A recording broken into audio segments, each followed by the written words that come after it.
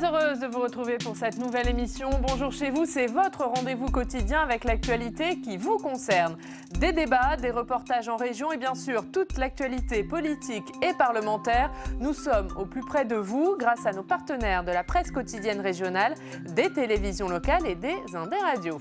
Nous sommes donc ensemble pendant 1h30 et au menu du jour. Le Sénat a débuté hier l'examen de la loi anti-gaspillage.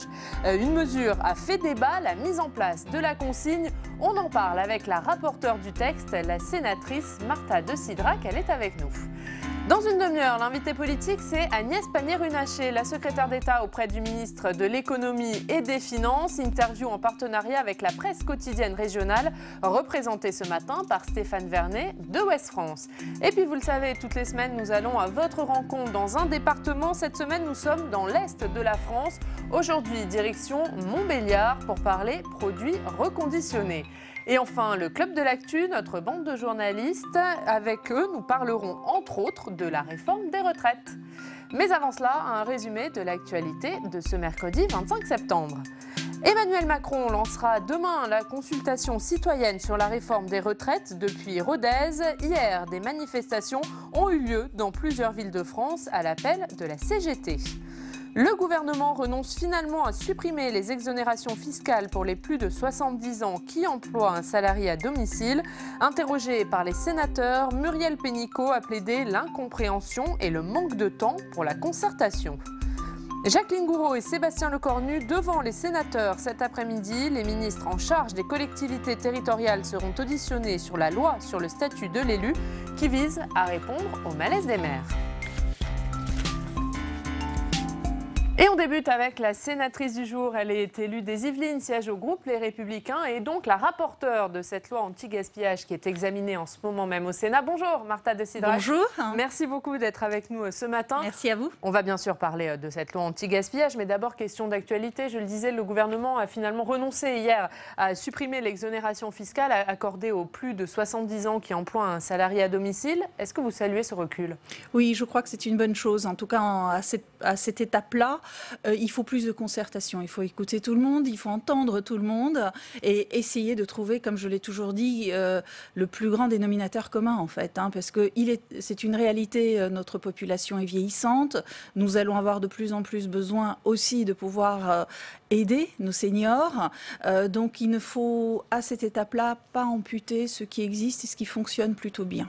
Est-ce que le gouvernement demande trop aux retraités ? C'est un peu le message qu'a fait passer votre collègue Bernard Bonne hier dans l'hémicycle. Il en demande trop, le gouvernement ?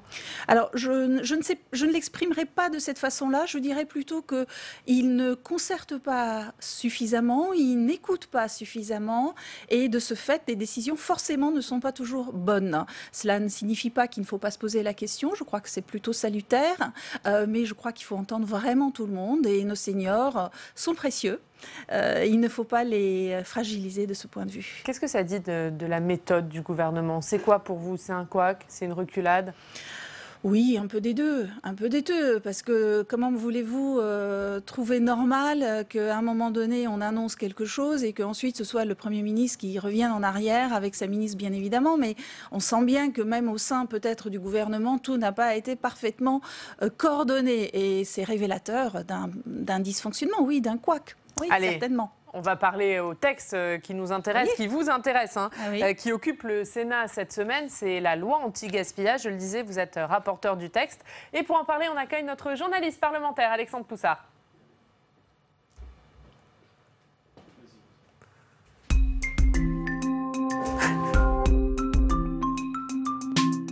Avec un jingle qui a mis un peu de temps à arriver, mais il est là, Alex, et vous aussi. Bonjour. Oui. Bonjour Ariane. Bonjour. Alors, on va bien sûr parler de cette loi de discussion générale qui a débuté hier.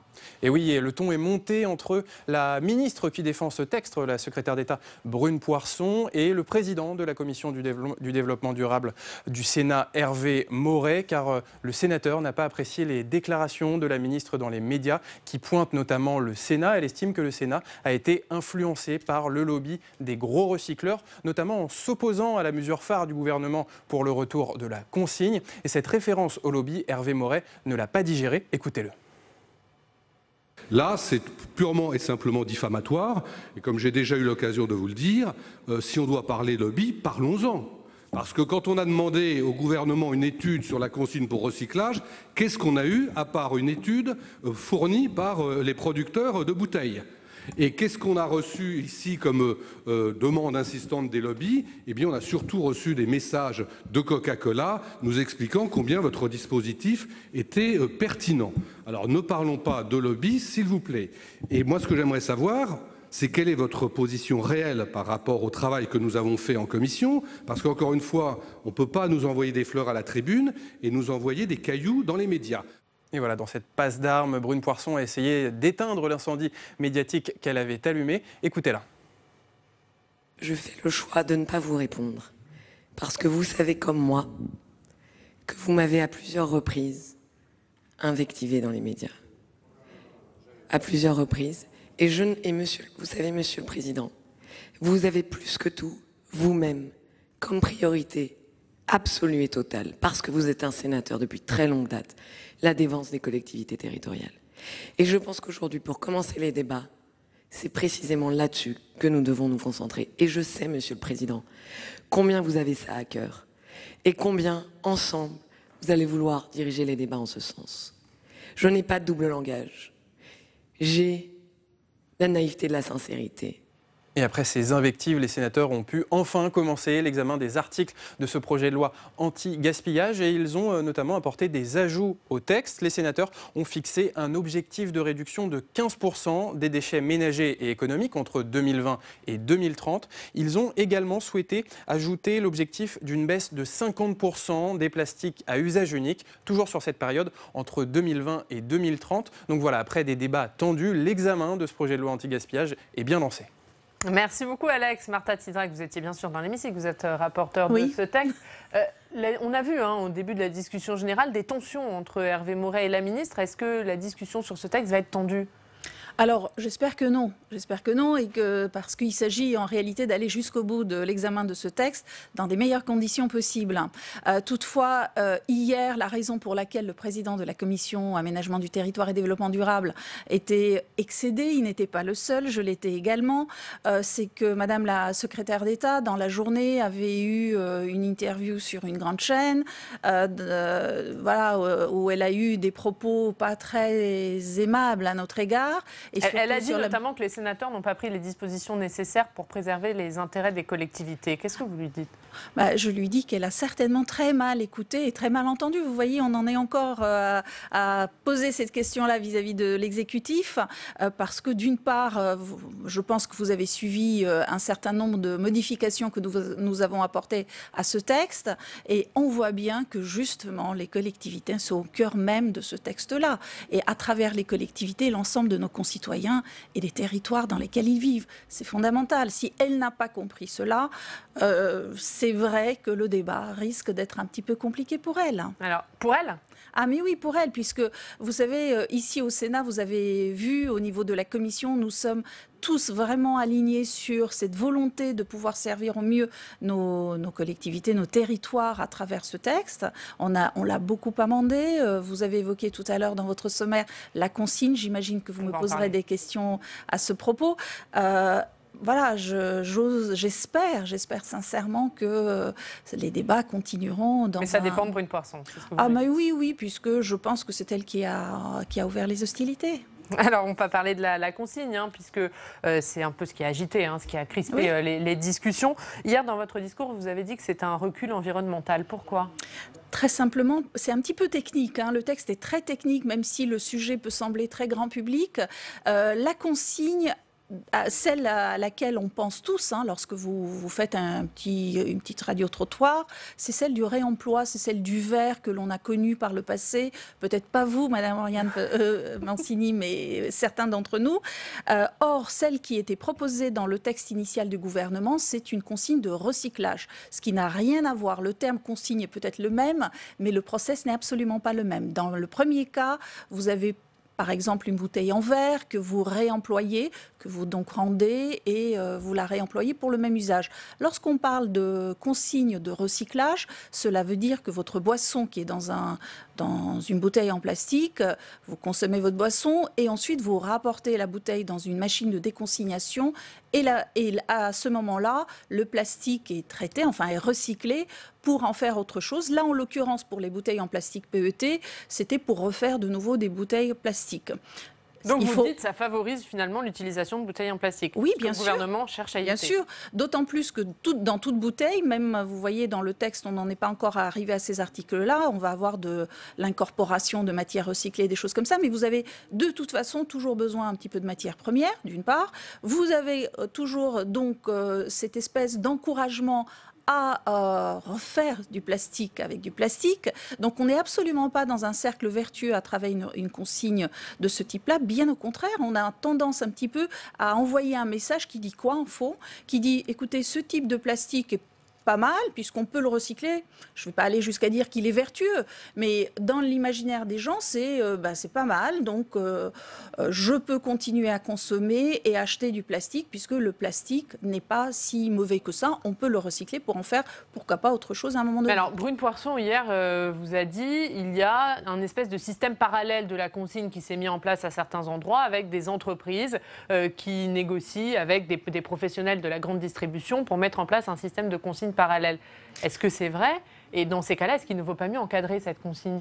Alors, ce dont on parle, ce sont des machines de déconsignation que l'on retrouve parfois chez certaines grandes surfaces, mais on ne parle pas d'une consigne en réalité, puisque qui dit consigne dit vous mettez un objet à consigner et il est monétarisé et on vous rembourse l'équivalent, vous voyez, de cet acte-là, de ce geste-là, de la matière première. Sauf que ceux qui existent déjà, ce sont des machines qui effectivement peuvent donner l'impression que c'est une vraie consigne, mais en fait, vous avez des bons d'achat pour le magasin où vous avez ramené votre bouteille. Ça veut dire quoi ? Ça veut dire que en réalité, vous devenez fidèle à une marque, vous devenez un peu captif de certaines grandes surfaces. Et pour nos centres-bourgs, pour nos petits commerces de centre-ville, ce n'est pas très vertueux non plus de ce point de vue, puisque ça pousse nos concitoyens d'une part à aller en périphérie, en grande surface, et à les fidéliser encore plus vis-à-vis de ces grandes surfaces. Or, on voit bien qu'aujourd'hui, on est dans une tendance un petit peu inverse. Au contraire, le consommateur, le citoyen a de plus en plus envie d'être dans du commerce de proximité. Un mot rapidement, on le comprend, la consigne fait débat, vous y êtes opposé, mais est-ce que pour vous, il y a quand même des avancées dans ce texte ? Oui, bien sûr. Bien sûr, moi je l'ai déjà dit, d'ailleurs j'ai eu l'occasion de l'exprimer auprès de Madame la Ministre, en lui disant ça a au moins le mérite de poser le débat. Il était temps, parce que c'est un sujet qui est vraiment important, on ne peut pas l'occulter. Simplement, là où nous avons été très déçus, vraiment, j'ai été très très déçue lorsque j'ai découvert le texte initial qui nous est arrivé le 10 juillet à l'issue du Conseil des ministres, parce qu'on a tout de suite perçu que ça manquait un petit peu d'ambition. C'est-à-dire qu'en réalité, l'essentiel du texte, c'était des transpositions en fait, de directives européennes. Donc il n'y avait pas forcément quoi que ce soit de très innovant. Absolument. C'est un texte qui manque d'ambition pour vous. C'est un texte qui manque très clairement d'ambition de ce point de vue. Et donc nous l'avons amendé. On a été beaucoup plus loin que le gouvernement. Moi, je remercie vraiment tous les collègues qui se sont impliqués également dans ce texte-là. Quel que soit le groupe politique ici au Palais, nous avons tous véritablement apporté quelque chose qui est beaucoup plus ambitieux et qui est beaucoup plus environnementalement acceptable. Allez, on va continuer à parler d'écologie et de plastique, puisque grâce à nos partenaires des télés locales, on va se rendre au plus près de vous. Et aujourd'hui, direction le Pas-de-Calais, la commune de Verquin, très précisément, où on tente d'éradiquer le plastique à l'école. Comment ? Eh bien, en sensibilisant les élèves tout au long de l'année. Regardez ce reportage de nos partenaires de WEO. C'est l'heure du repas pour les élèves de la petite commune de Verquin, située dans le Pas-de-Calais. Dans un projet éducatif, cette année à la cantine, on va goûter au zéro plastique. L'acte 1 du projet, c'est quoi ? C'est enlever les bouteilles plastiques pour les remplacer par des bouteilles de verre. Pourquoi ? Parce que c'est la forme de déchet la plus retrouvée en fait dans nos eaux européennes. La démarche a été expliquée aux demi-pensionnaires en début d'année. Le travail sur le remplacement des bouteilles d'eau minérale en plastique a bien été assimilé. Les bouteilles en plastique, on ne les utilise plus pour plus gaspiller. Et maintenant on utilise des bouteilles en verre. C'est bien pour la planète parce que il y a des animaux qui meurent à cause du plastique. En éliminant parfois le plastique, on fait du mal à la planète parce qu'on le brûle. C'est comme les pailles. 4 bouts, s'il te plaît. Parce que sinon, ça peut se dégrader dans tout l'océan et il y a des animaux marins qui peuvent les manger. Et du coup, ça tue les espèces marines. Le plastique, en fait, c'est les poissons qui mangent et puis après, nous, on mange le poisson. Il faudrait que tout le monde s'y mette pour faire le projet zéro plastique, donc c'est-à-dire acheter des bouteilles en verre. D'autres sujets seront abordés au cours de l'année. Les gobelets en plastique par exemple, toujours présents sur les tables. C'est aux enfants de nous apporter des solutions. Donc regarder autour d'eux, le plastique qui les entoure et l'éliminer, trouver des solutions.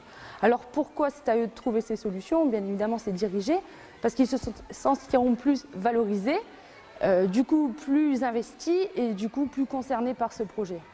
Autre nouveauté, le zéro gaspille. Comment évacuer les déchets alimentaires? Il y a un chef de table, il va au bout de la table, il récupère tous les plats et il les verse dans un grand et on le verse dans un seau à cocotte. Les restes sont redistribués aux résidents du village qui possèdent des animaux de ferme. Martha Tsidrack, qu'est-ce que vous pensez de cette initiative locale? Moi, je trouve que c'est très bien. Toutes les initiatives locales qui vont dans le bon sens sont tout à fait intéressantes et à retenir. Et d'ailleurs, les enfants sont pleins de bon sens. On les a entendus.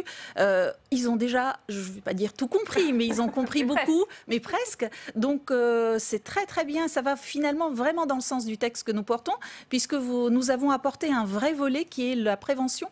La prévention et la sensibilisation, excusez-moi, à ce sujet-là, et qui manquait justement dans le texte initial. Donc oui, je trouve que ce genre d'initiatives ne font pas tout, mais sont indispensables et nécessaires. Allez, on va parler d'un autre sujet que vous suivez de près, sujet triste, les violences faites aux femmes. Le triste compteur des féminicides ne cesse de grimper, plus de 100 depuis le début de l'année. On va se rendre dans l'Aube, où des associations et les services de l'État s'associent pour faciliter la démarche des femmes. C'est un reportage de nos partenaires de Canal 32. Deux indicateurs permettent d'établir un état des lieux des violences conjugales dans le département. Pour l'année 2018, 265 déclarations de violences sexuelles ont été enregistrées, soit plus 30% par rapport à l'année précédente. 770 femmes se sont déclarées victimes de violences intrafamiliales. Afin de mieux prendre en charge ces situations, 4 axes d'action sont renforcés: la prévention, la protection, l'accompagnement et un meilleur repérage. Et les communes qui ont accepté de s'engager sont les communes de Troyes, de la Chapelle-Saint-Luc, de Romilly-sur-Seine et puis de Saint-André-les-Vergers. Et puis il nous faut aussi révéler les violences faites aux femmes en milieu rural.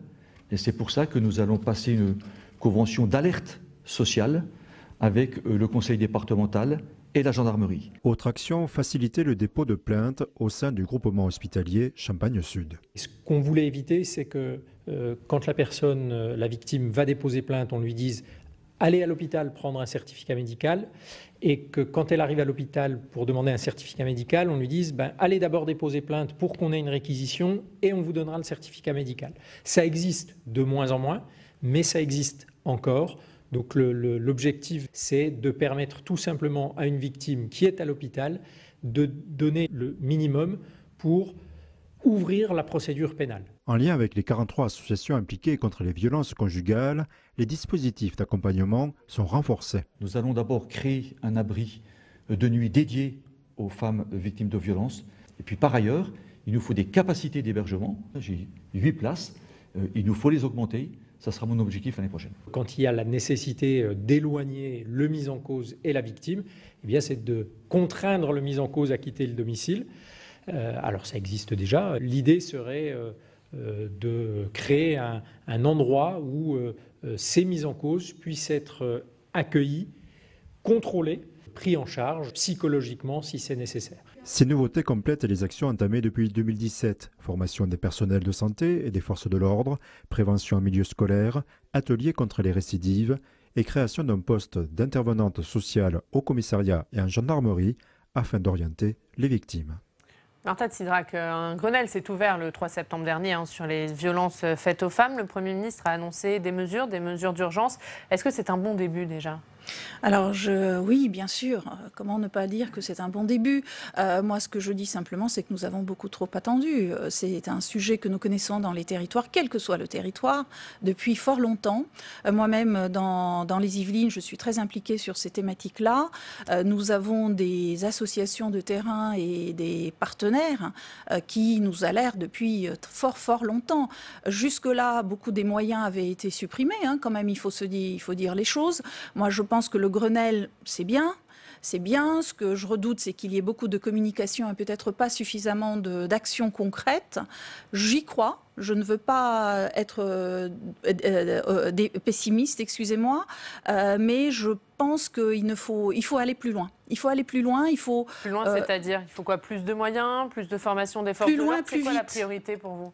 Aujourd'hui, on voit en fait dans le cas des féminicides, souvent les femmes qui ont subi des violences quittent leur domicile et beaucoup d'entre elles reviennent. Reviennent pourquoi? Souvent parce que voilà, elles sont de nouveau et n'ont pas d'autres accroches ailleurs, donc elles sont obligées de revenir, mais surtout parce que souvent il y a des enfants. Dans un couple, vous avez le père, la mère et les enfants, et souvent elles reviennent parce qu'elles se disent si je pars, mes enfants restent et je ne vais pas peut-être pouvoir les voir, et d'autre part, si je m'échappe, je risque ensuite d'être, si jamais on va jusqu'au divorce, etc., vous voyez, m'accuser d'abandon de domicile, etc. Donc il y a beaucoup de choses qui risquent de s'enclencher derrière et qui parfois obligent les femmes d'une certaine manière à revenir, et c'est là que souvent se produit le pire. Donc je pense qu'il faut qu'on aille un petit peu plus loin pour permettre aux femmes de se dire oui, dès lors que je vais déposer plainte, je serai en sécurité pour moi-même, mais cela ne va pas obérer toutes les actions que je mènerai par la suite pour pouvoir, d'une part, faire valoir mes droits, faire valoir les droits de mes enfants et arriver à m'extirper d'une situation qui est juste invivable. Qui disent aussi que ça commence dès le plus jeune âge, dès l'éducation. Dans quelques minutes, on va recevoir Agnès Pannier-Runacher qui a mis en place une charte hier contre les jouets sexistes. Est-ce que ça, c'est un bon début? Vous saluez cette mesure? Alors, oui, pourquoi pas? Pourquoi pas? Moi, je ne sais pas. Je ne connais pas encore précisément quels sont ce que va annoncer donc, Madame la ministre. Moi, je dis simplement... Elle a annoncé hier qu'il n'y aurait plus de jouets sexistes, que les jouets ne seraient plus genrés. Oui, très bien, pourquoi pas. Je dirais, je ne suis pas opposée par principe, ça peut aller dans le bon sens, mais je pense que ce n'est pas tout. Il y a l'éducation, il y a les injonctions aujourd'hui qui pèsent beaucoup sur les épaules des femmes, ça il faut l'avoir en tête. Et puis aussi, n'oublions pas aussi que la violence faite aux femmes, c'est de la violence faite à l'ensemble de nos concitoyens. Pourquoi? Parce qu'un enfant qui est assisté à des violences que l'un de ses parents subit, lui-même risque de devenir un jour violent. Et ça, je crois que c'est fondamental. Donc je veux bien croire que le camion de pompiers rose ou bleu va beaucoup faire de la différence. Sans doute, je ne me prétends pas spécialiste, mais ce n'est pas tout, et je pense que ce n'est certainement pas comme ça qu'on va arriver à avancer sur ces thématiques. Allez, avant de se quitter, on va regarder la presse dans votre département, Marta Tidrac. Les Yvelines avec vous, Alexandre Poussard. Vous revenez, Alex, et vous avez commencé par lire le site d'information 78 Actu, où on parle de pesticides. Et oui, on parle de pesticides et les agriculteurs de Rambouillet ont manifesté hier contre un arrêté anti-pesticides décidé sur leur commune. Ils ont d'ailleurs allumé un feu de détresse hier soir sur une route nationale. L'objectif, soutenir le dernier céréalier qui existe à Rambouillet, car cette mesure anti-pesticides pourrait entraîner la fermeture de son exploitation. Et ce céréalier d'ailleurs l'explique assez concrètement. Si on applique une zone de non-traitement sur une zone allant à 150 mètres des habitations, eh bien cela représente la moitié de mon exploitation. C'est donc la fin de mon exploitation, explique le dernier céréalier de Rambouillet. Et on continue à parler d'agriculture avec l'Éco-Républicain qui, dans son édition des Yvelines, revient sur l'épandage des boues domestiques. Et oui, et la communauté de communes de Rambouillet qui soutient les maires opposés à cet épandage de boues domestiques sur les champs. Alors on va l'expliquer un peu concrètement. C'est la préfecture qui autorise les agriculteurs à déverser des boues domestiques sur leurs champs. Le problème, c'est que ces boues ont un impact négatif sur les champs car elles contiennent des hormones humaines, des traces de médicaments, également des métaux lourds. Et donc les maires ont lancé une fronde contre l'épandage de ces boues domestiques. Et le maire de Poigny-la-Forêt, Thierry Convert dans les Yvelines, le dit, nous n'avons rien contre l'épandage, mais pourquoi recevoir les boues du Grand Paris ou du Grand Versailles? Merci beaucoup Alex. Marta de Cidrac. Oui, alors beaucoup de questions d'écologie dans la presse de c'est votre ce que j'allais vous département. dire. C'est ce que j'allais vous dire. Donc on voit bien qu'on est au cœur même de ces sujets qui touchent tous les pans de notre société, puisque là derrière aussi il y a un petit message. Vous voyez un petit peu de suspicion, c'est-à-dire que les uns se disent est-ce qu'il n'y a pas des risques en épandant certaines boues, d'autres qui disent moi je suis à cause de principes de précaution, etc., je suis impactée dans mon activité économique, dans mon activité tout court, qui me permet de vivre. Donc l'environnement aujourd'hui est au cœur même des préoccupations à la fois des pouvoirs publics, à la fois de nos concitoyens. Et je crois, et je reviens au texte dont je suis le rapporteur, je crois vraiment que ce texte-là pourrait être l'occasion d'avoir des débats, je reviens sur votre première question de tout à l'heure, sereins, je l'espère, parce qu'il y a à travers un certain nombre d'articles que nous ne sommes pas encore en train d'examiner, ça arrivera dans la journée ou demain, autour aussi de ces thématiques d'environnement un petit peu plus élargies, autour justement de ce qui se passe dans les territoires. Donc c'est au cœur même des débats que nous avons aussi au Sénat. Vous parliez de suspicion, est-ce que cette question des pesticides, ça risque de creuser un peu plus le fossé entre les agriculteurs et les Français? Alors, je ne pense pas malgré tout, parce que nous avons quand même des agriculteurs qui sont de plus en plus conscients. Il est vrai qu'à chaque fois, on se focalise, en tout cas dans les médias, c'est ce qui est un peu normal, sur ce qui ne va pas ou ce qui peut peut-être paraître comme mal fonctionner. Mais en réalité, beaucoup de nos agriculteurs ont déjà franchi le cap et nous avons une agriculture qui, aujourd'hui, est tout à fait éco-responsable. En tout cas, elle a cette préoccupation-là. Donc je pense qu'il ne faut pas forcément se focaliser pleinement et uniquement sur ces thématiques-là, qui existent, qui sont réelles. Et donc, il faut entendre les deux parties pour essayer de trouver le meilleur dénominateur commun. Merci Marta de Cidrac. Avant de se quitter, un petit mot sur le ruban jaune que vous portez, qu'on va voir à l'antenne et que beaucoup de sénateurs portent. C'est vrai, c'est vrai. Alors ce ruban jaune, c'est pour Septembre d'or. C'est d'ailleurs un ruban d'or et il est fait pour permettre à l'Institut Gustave Roussy de récolter des fonds pour favoriser la recherche et l'innovation contre les cancers pédiatriques. Donc beaucoup d'associations qui œuvrent dans ce sens-là sont impactées, comme Imagine for Margot, mais vous avez aussi, vous savez, cette photo sur la tour Montparnasse du petit Noé, qui est décédé également d'un cancer pédiatrique. Et donc toutes ces associations-là nous encouragent à porter ce ruban d'or. J'en ai encore dans mon sac, j'en redistribuerai encore à des collègues et nous souhaitions marquer ce soutien en fait à cette belle cause. Eh bien, le message est passé. Merci beaucoup Marta de Cidrac d'avoir été avec nous ce matin. Dans moins de 3 minutes, c'est l'heure de l'invité politique. Ce matin, Agnès Pannier-Runacher, secrétaire d'État auprès du ministre de l'Économie et des Finances. Nous parlerons notamment des inquiétudes qui pèsent sur l'emploi dans le secteur aérien. Elle est déjà avec nous, vous le voyez. Mais d'abord, hier, c'était la reprise des questions d'actualité au gouvernement au Sénat et les sénateurs, bien sûr, n'ont pas manqué d'interroger le gouvernement sur le recul concernant l'exonération fiscale pour les seniors de plus de 70 ans. Regardez cet échange entre le sénateur Les Républicains Bernard Bonne et la ministre du Travail Muriel Pénicaud.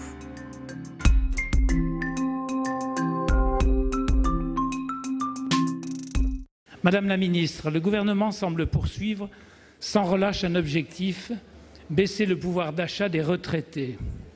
Il y a eu la hausse de la CSG, il y a eu la sous-indexation des retraites et maintenant ce sont les déductions fiscales accordées aux personnes âgées de plus de 70 ans qui emploient une aide à domicile qui sont dans le collimateur. Décidément, la personne âgée est bien malmenée par ce gouvernement. Priver les personnes âgées des moyens qui leur permettent d'être accompagnées dans leur vie quotidienne était une double erreur à laquelle vous allez sans doute nous confirmer que vous allez renoncer. D'abord parce que le vieillissement de la population appelle des réponses multiples et le rapport Libault, comme le mien du reste, ont démontré, s'il en était besoin, que le maintien à domicile reste une priorité absolue pour le bien-être des personnes âgées et pour l'équilibre des finances publiques. Ce projet était aussi une faute parce que faire des retraités les nouveaux bouc émissaire n'est pas digne. Les personnes âgées méritent notre respect. Vous ne devez pas, vous ne pouvez pas les considérer comme une variable d'ajustement budgétaire. Nous espérons tous, Madame la Ministre, que cette volte-face sera l'occasion pour le gouvernement de renforcer tout ce qui contribue à permettre le maintien des personnes âgées à leur domicile.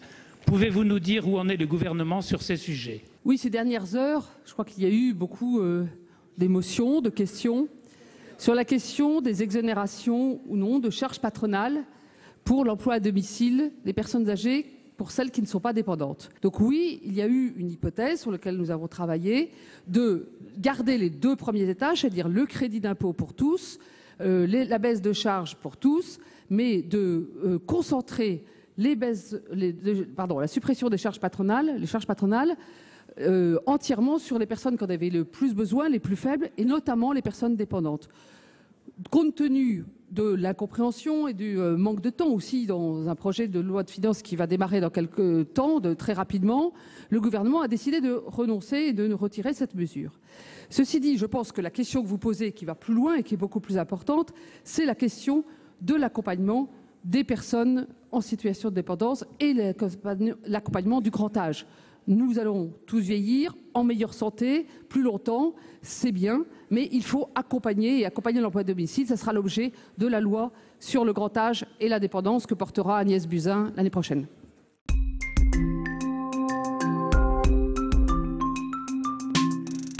Et notre invitée politique ce matin, c'est Agnès Pannier-Runacher. Bonjour.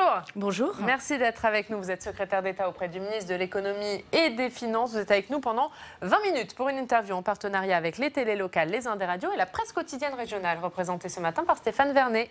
Bonjour. Bonjour, vous dirigez le bureau parisien du quotidien Ouest France. On va commencer à parler du budget avec vous, Agnès Pannier-Runacher, et de ce recul du gouvernement. Le gouvernement qui a renoncé à supprimer l'exonération fiscale pour les seniors de plus de 70 ans qui emploient une aide à domicile. Qu'est-ce que c'est? Un couac, un recul ou de l'amateurisme? Non, je crois que c'est plutôt de l'écoute et de la concertation. C'est-à-dire que je veux d'abord repréciser qu'il n'était pas question de revenir sur les aides de service à la personne pour l'ensemble des Français et notamment les personnes âgées, parce qu'il y a eu aussi une confusion parfois dans la façon dont on a présenté les choses. Là, il s'agissait d'une aide spécifique pour les personnes de plus de 70 ans qui avait été mis en œuvre à partir de 87 avec l'idée que c'était pour le maintien à domicile. Et l'idée du gouvernement était d'assortir cette aide à une conditionnalité de perte d'autonomie et de dépendance, ce qui était logique. Ceci dit, la réaction, et notamment les échanges qu'on a eus avec les parlementaires, et c'est à ça que sert aussi une démocratie, nous a amené à toucher du doigt que probablement que cette mesure n'est pas illégitime, mais qu'au fond, elle doit être travaillée en lien avec le texte sur la dépendance sur lequel nous travaillons, et que la pousser dans le PLF de cette manière, sans avoir concerté, n'était pas la bonne manière de procéder.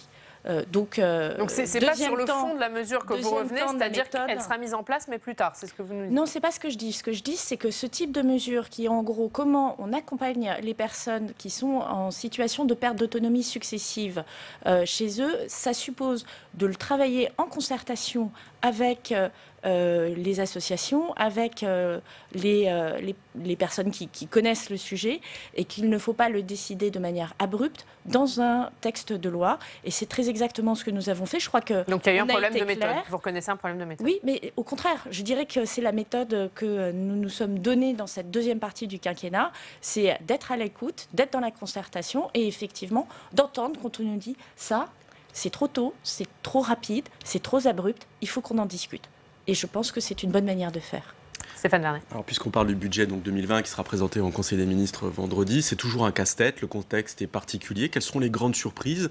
Notamment, comment les choses vont se passer avec des prévisions de croissance qui sont plutôt faibles pour l'année prochaine? On est toujours à 1,3%, c'est ça? On est à 1,3% effectivement. Contre 1,4% cette année. Exactement. Donc ça baisse un peu. Mais on est tout à fait dans la trajectoire que l'on s'était donnée il y a 6 mois. Donc de ce point de vue-là, il n'y a pas de remise en question de notre budget. Et je veux redire ici qu'en termes de maîtrise des dépenses publiques, on est bien au-delà des mandatures précédentes. C'est-à-dire que pour la première fois, le déficit budgétaire, c'était le cas en 2018, est passé sous la barre des 3%. Vous savez qu'en 2019, nous avons absorbé le crédit d'impôt sur le CICE et que c'est pour ça qu'on va franchir très légèrement les 3%. Qui pesait pour 20 milliards. Voilà, qui pesait pour 20 milliards parce qu'on a un système qui est différent où on paye en fait sur une seule année 2 ans de mesures, mais on repasse l'année prochaine très largement en dessous des 3%. À 2,2%. Exactement, et on n'a jamais vu un déficit budgétaire aussi bas depuis 15 ans. Donc il faut aussi le dire en termes de maîtrise des dépenses publiques. Et alors, de l'autre côté, un budget qui baisse l'impôt, qui le baisse massivement, non seulement la troisième tranche de la taxe d'habitation, donc pour 80% des Français, plus de taxes d'habitation, c'est 10 milliards d'euros pour eux, plus les 5 milliards de baisse de l'impôt sur le revenu des personnes physiques. Alors la maîtrise de ce budget, elle passe, et l'atteinte des grands équilibres passe aussi par la suppression d'un certain nombre de postes qui sont annoncés, notamment dans le ministère qui vous concerne. On parle de 363 postes au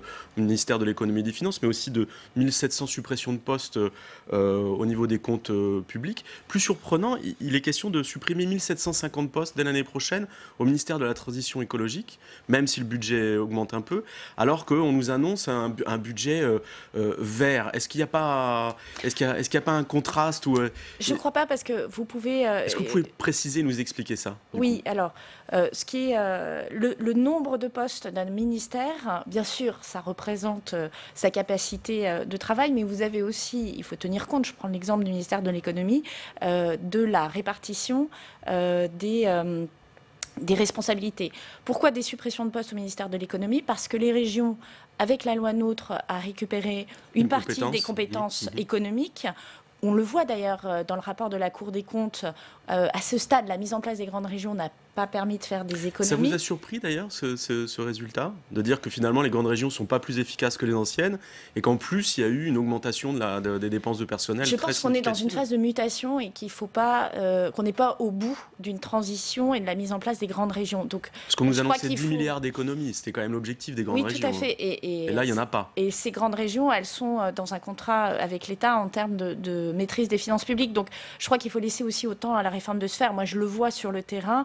Entre l'année dernière et cette année, la nature du dialogue que nous avons avec les grandes régions n'est pas pareille. C'est-à-dire qu'eux-mêmes sont en phase de transition. Donc laissons-leur le temps de faire cette transition. Pour revenir au ministère de l'économie et des finances, dès lors que les grandes régions sont en train de développer, de reprendre les compétences économiques, c'est légitime que nous, État, nous replions certains éléments de nos compétences économiques. Mais ça ne se fait pas en claquant dans les doigts. Donc c'est 3-4 ans pour le faire. Au niveau de la DGE, c'est 3/4 de son réseau qui est supprimé. Donc pour montrer qu'on est à la fois très conscient de la maîtrise des dépenses publiques et en même temps, on le fait de manière ordonnée pour ne pas laisser de trous dans la raquette dans la façon d'accompagner les missions de service. Pour votre ministère, ça se comprend bien, mais pour la transition écologique, c'est 1750 suppressions de postes dès l'année prochaine. Et puis, il y a quand même 5000 postes supprimés dans ce ministère sur 3 ans. Encore une fois, par rapport à l'objectif d'avoir un budget vert et de mettre un coup d'accélérateur sur la transition écologique, il y a un contraste saisissant quand même, non? Non, pas du tout, je ne le crois pas. D'abord parce que le ministère de la Transition écologique, certes, s'occupe de transition écologique, mais s'occupe aussi de bien d'autres missions. S'occupe d'équipements, s'occupe de routes, etc. Donc tout n'est pas des missions écologiques. Et que dans la répartition des compétences, il y a bien un effort qui est fait sur l'écologie, ça c'est le premier point. Et le deuxième point, c'est le ministère qui, de mémoire, a le plus... enfin, je mets de côté l'éducation nationale, mais dans les ministères, on va dire, d'accompagnement un peu économique, c'est le ministère qui a les effectifs les plus importants. Donc, et son budget augmente. Exactement. Et ce qui est important, c'est qu'effectivement, ces crédits d'intervention augmentent, parce que c'est ça qui compte. 640 millions d'euros en Exactement. Plus. Donc c'est un montant considérable. Dernier point, il n'y a pas que le ministère de la Transition écologique qui fait de l'écologie. Tous nos ministères sont en train d'avoir un volet transition écologique dans nos missions. C'est ça le fameux budget vert? C'est ça qui doit nous mener au budget vert. Moi, je reprends dans mon domaine, l'industrie. Je suis des contrats stratégiques de filière. Je suis en train de construire dans chacune des filières industrielles un volet transition écologique et énergétique avec des équipes de la DGE qui travaillent sur ce sujet. C'est-à-dire que vous avez une réorientation clairement dans nos priorités de ce thème-là. Et c'est valable pour la santé. Comment on accompagne le réchauffement climatique dans les installations de santé. C'est valable pour l'éducation nationale. Comment on met dans l'éducation, dans les programmes, une sensibilisation aux enjeux de la transition écologique et énergétique, et vous pouvez le dérouler sur tous les secteurs du jeu. Allez, on va passer à un autre sujet d'actualité, les turbulences qui se multiplient dans le transport aérien. Grave difficulté pour Aigle Azur, pour XL Airways, pour Thomas Cook. On ne va pas parler des touristes à rapatrier, on en a beaucoup parlé, on va plutôt parler de ces 500 salariés français qui se retrouvent sans emploi, les salariés de Thomas Cook. Qu'est-ce qu'on peut faire pour eux ? Alors, comme vous le savez, Thomas Cook, c'est le gouvernement britannique qui est à la manœuvre, effectivement, pour les rapatriements et pour la question de la reprise. Ce que nous faisons, nous, dans ce type de situation, on a une entreprise en difficulté qui dépose le bilan, voire qui est liquidée. C'est un accompagnement individuel au travers de Pôle emploi pour remettre dans l'emploi le maximum de personnes. Je veux redire ici qu'en France, on est en train de créer des emplois et qu'on ne trouve pas de candidats pour ces emplois. Donc, des emplois dans quel secteur? Dans tous les secteurs. Vous dites aux salariés de Thomas Cook, changez de secteur, vous trouvez un emploi? Non, je ne leur dis pas de changer de secteur. Je leur dis aujourd'hui, la dynamique de création d'emplois fait qu'on est plutôt dans une dynamique où on manque de compétences à recruter sur le marché qu'on n'a pas d'emploi à offrir aux gens. Donc, notre sujet, c'est d'arriver effectivement à accompagner individuellement les personnes qui perdent leur emploi pour leur permettre de retrouver le meilleur emploi. Mais d'un point de vue de dynamisme économique, on est dans une situation où on manque de compétences. La difficulté qu'on peut avoir, c'est effectivement ce que vous indiquez, c'est permettre à certains profils soit de franchir le cap d'une mobilité géographique, ce qui n'est jamais simple parce que y a des coûts qui sont associés, il y a la famille qu'il faut bouger. Donc ça, c'est un premier élément. Ou deuxième élément, c'est de sortir d'un secteur d'activité qu'ils connaissent bien vers un autre secteur. Mais ça, je crois que Pôle emploi a développé un certain nombre de modules d'accompagnement. Et ce qu'on observe aujourd'hui, c'est que par rapport à la façon dont on recrutait il y a peut-être 15 ans, où on disait il faut avoir tant d'années d'expérience dans le secteur et tant d'années d'expérience dans le poste.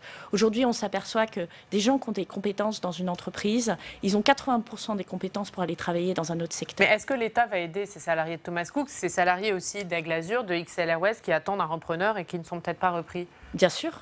Bien sûr, on les aide au travers de nos dispositifs Pôle emploi. Quand vous avez des pertes d'emploi massives dans une entreprise, vous avez des plans qui se déclenchent pour faire un accompagnement plus pointu sur les salariés qui sont concernés. C'est ce qu'on a fait dans un certain nombre de dossiers et évidemment, il faut le faire dans ce cas-là. Est-ce que vous avez une idée vous avez évoqué les emplois non pourvus, c'est un vrai problème, ça ne cesse de monter, on le voit notamment en région où c'est très prégnant, le nombre d'entreprises qui n'arrivent pas à trouver des salariés dans tous les corps de métier ne cesse apparemment d'augmenter. Est-ce que vous avez des chiffres ou une idée du volume d'emplois non pourvus dans ce pays et surtout la tendance actuelle? Est-ce que c'est plutôt en train d'augmenter ou les choses se stabilisent? Alors oui, dans l'industrie, on est plutôt du côté de 50 000 emplois non pourvus avec une tendance à l'augmentation et on sait qu'il y a les emplois cachés, c'est-à-dire qu'un certain nombre d'industriels refusent des commandes parce qu'ils n'arrivent pas à recruter.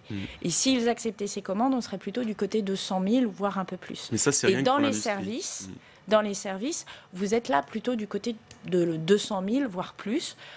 Et donc, effectivement, on est dans un, moment... Ça augmente. Et c'est en augmentation.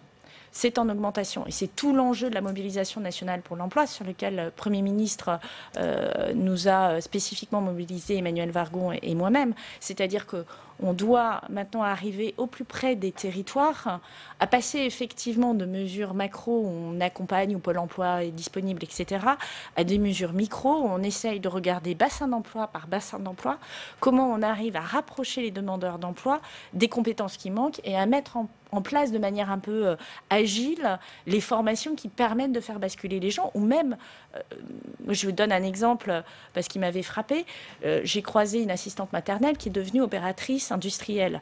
Mais une assistante maternelle, mécaniquement, elle va plutôt chercher un emploi d'assistante maternelle. Ça ne lui passera pas par la tête de se dire je vais me présenter comme candidate dans une industrie. Or, en fait, elle a toutes les compétences modulo 2-3 mois de formation. Et c'est ces changements-là de trajectoire qu'on doit accompagner, mais c'est également de faire connaître les métiers parce qu'il faut qu'il y ait de l'appétence pour les métiers. Si l'assistante maternelle veut travailler avec des enfants et qu'elle vous dit non, vraiment l'industrie ça ne me parle pas, ça va être difficile. Or, il y a plein de métiers dont l'attractivité est réduite, alors que les gens qui les font, vous dites, en fait, ils sont mal connus, c'est des métiers extraordinaires. Encore une fois, je reviens à l'industrie parce que c'est aussi ce qui me fait vibrer.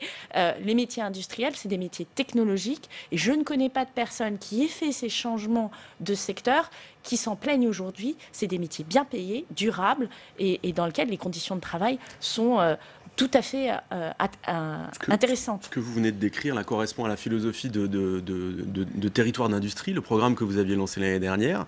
Ça fait presque un an qu'il est en route. Et quel est le premier bilan que vous pouvez en tirer? Est-ce que ce process de réindustrialisation des territoires porte ses fruits, fonctionne? Ça marche ou ça marche pas? Alors oui, ça marche. 144 territoires, 85% des territoires qui sont partis, c'est-à-dire qui ont signé un contrat, qui ont mis en place un binôme industriel élu pour piloter le territoire. Les collectivités jouent le jeu? Les collectivités jouent le jeu progressivement. Certaines sont extrêmement allantes et ont presque devancé l'appel. D'autres ont des difficultés à organiser les choses parce qu'elles n'ont pas nécessairement les compétences de conduite de projet. Et donc, on est en train de les aider à trouver la personne qui peut, en plus, qui va permettre de conduire le projet et d'accompagner cela. Mais ça se traduit par des créations d'entreprises, des créations d'emplois, des choses très concrètes? Ça se traduit, on a 474 actions qui aujourd'hui sont repérées. On a 250 millions d'euros, un peu plus de 250 millions d'euros de crédits qui sont affectés à ces actions. Et ce n'est pas des enveloppes. Moi, j'ai tenu à ce que, sur territoire d'industrie, l'argent qui est mis par l'État soit mis sur des actions précises. Là, de façon à ce que plus c'est dynamique, plus vous pouvez être accompagné par l'État. Vous décrivez une dynamique, mais est-ce que ça s'est traduit par des créations d'entreprises, des créations d'emplois? Alors, c'est trop tôt pour le dire. C'est un peu tôt pour le dire. Vous avez ponctuellement, effectivement, ici et là, soit des créations de sections d'apprentissage, soit des systèmes qui permettent d'attirer des emplois supplémentaires, du type application, aide à la mobilité, etc. Ça reste des actions qui sont... Mais ça va être élargi? C'est un dispositif qui va être élargi?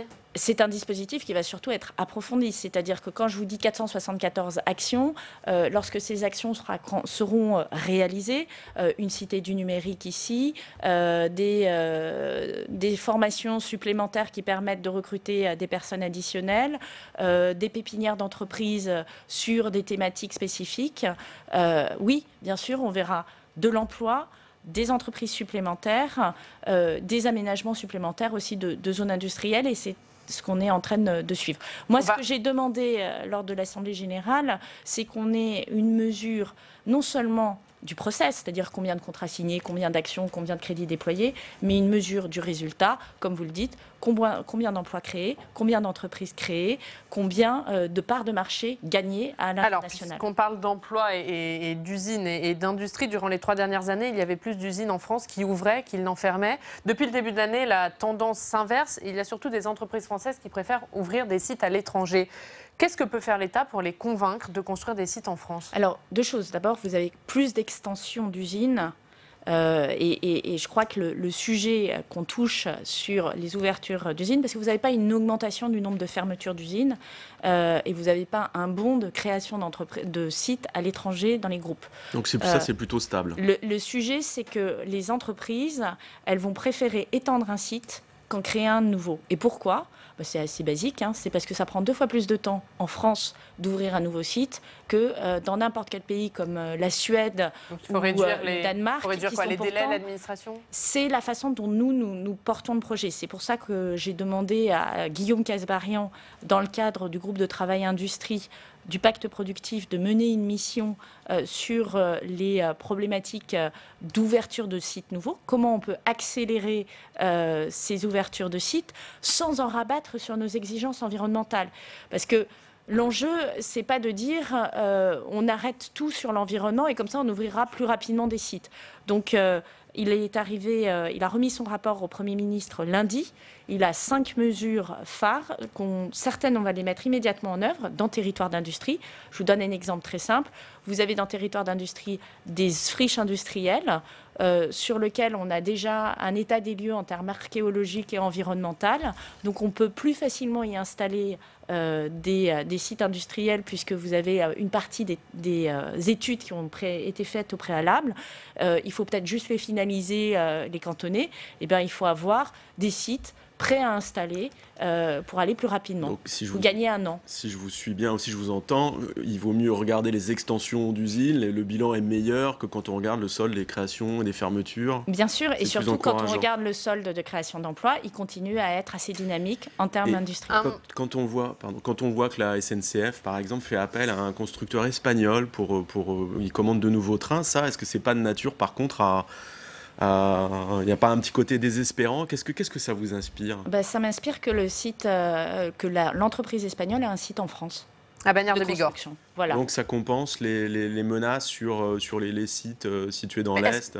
Non, mais je pense que nous, ce qui est très important, c'est le contenu emploi. C'est pas la nationalité. Mais est-ce que vous avez eu des garanties du constructeur espagnol qu'à Bagnères de Bigorre, il y aura des emplois créés? Quand vous faites un appel d'offres, c'est en l'occurrence la SNCF qui fait l'appel d'offres, mais vous demandez où est construit les équipements. C'est un point qui est quand même important. Donc le solde d'emploi est positif, donc ça vous va? Tout à fait. Je pense que l'important, c'est effectivement d'ancrer l'emploi industriel dans les territoires. Et qu'est-ce qui a relancé notre croissance industrielle? C'est les investissements étrangers en France. Il ne faut pas se tromper de combat. Pourquoi aujourd'hui on a 2 fois plus de projets industriels, d'installations industrielles en France qu'en Allemagne? Parce que nous avons su les attirer et qu'effectivement, il faut qu'ils puissent développer de l'activité industrielle. Moi, ce qui compte pour moi, c'est l'emploi et c'est la création de richesses pour notre pays. Allez, un mot avant de terminer sur le projet de loi économie circulaire qui est actuellement examiné au Sénat. Il y a un point qui fait débat, c'est la consigne, un point qui fâche les sénateurs, qui fâche les élus locaux. Est-ce que vous comprenez ces élus locaux? Moi, je les entends et je crois que dans la rédaction du projet, j'ai pas suivi le débat hier, mais dans la rédaction du projet, nous avions été très équilibrés, c'est-à-dire que nous prévoyons la possibilité d'une consigne. Étant tout à fait conscient qu'un certain nombre d'élus, un certain nombre d'entreprises aussi, étaient assez en avance sur ce sujet-là.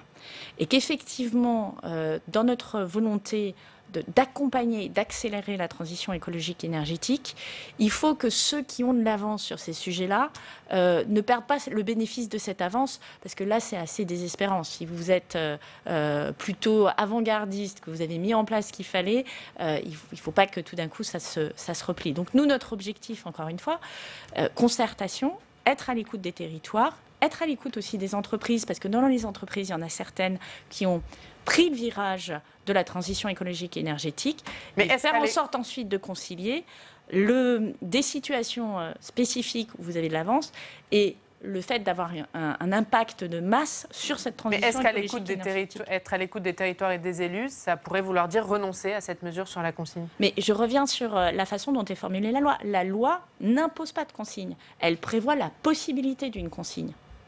Donc ça sera à chacun de choisir, c'est ce que vous nous dites? Non, ce que je dis, c'est que la loi aujourd'hui ne ferme pas le débat. Elle ouvre une concertation qui peut être déroulée dans un cadre réglementaire.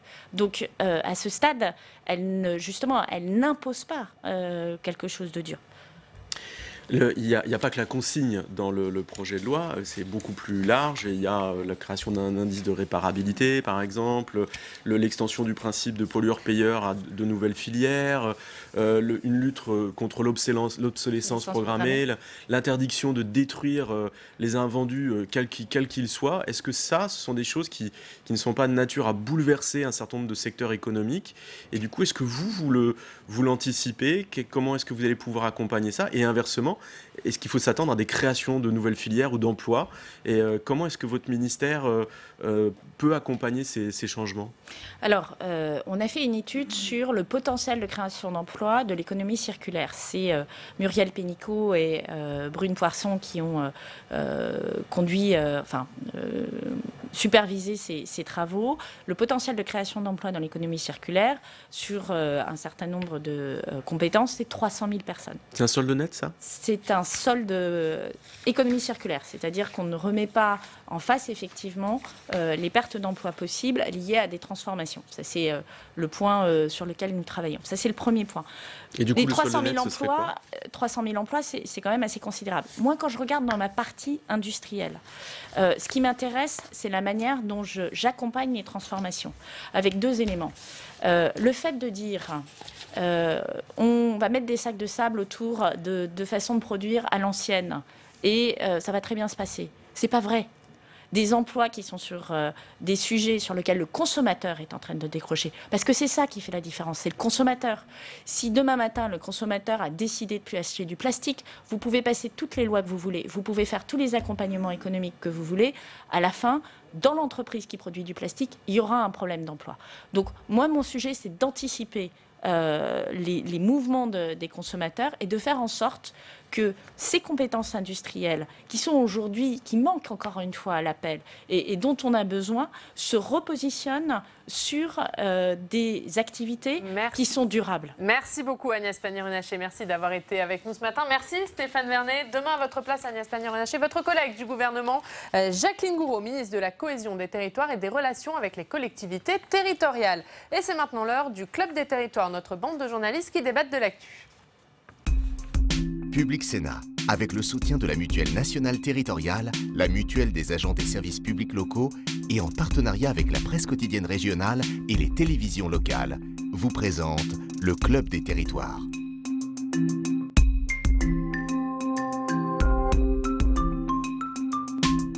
Le Club des Territoires en partenariat avec la presse quotidienne régionale, les télévisions locales et les Indés Radio. Aujourd'hui avec la bande, nous parlerons de la réforme des retraites et de la loi sur le statut de l'élu puisque Jacqueline Gourault et Sébastien Lecornu sont auditionnés au Sénat cet après-midi. Mais d'abord, c'est l'heure de notre reportage en région. Allez à votre rencontre parce que l'actualité, ça se passe chez vous. Et cette semaine, nos journalistes sont dans l'Est de la France pour comprendre ce que va changer cette loi anti-gaspillage examinée au Sénat.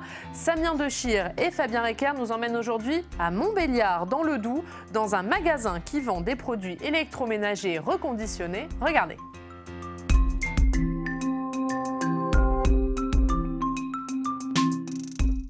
La loi sur l'économie circulaire est censée faciliter le reconditionnement des produits.